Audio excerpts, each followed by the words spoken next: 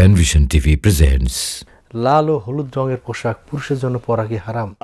আমাদের সমাজে একটা কথা প্রচলিত রাসূল সাল্লাল্লাহু আলাইহি সাল্লাম একটা মৌলিক কথা আমাদের বুঝতে হবে যে দুইটি বিষয়ের জন্য অকাট্যভাবে প্রমাণিত দলিল লাগে, যেটাকে আমাদের শরিয়ার ভাষায় বলা হয় কাতঈয়ুস সাবুত, মানে এটা দৃঢ়ভাবে প্রতিষ্ঠিত প্রমাণিত। একটা হচ্ছে হারাম আর একটা ফরজ।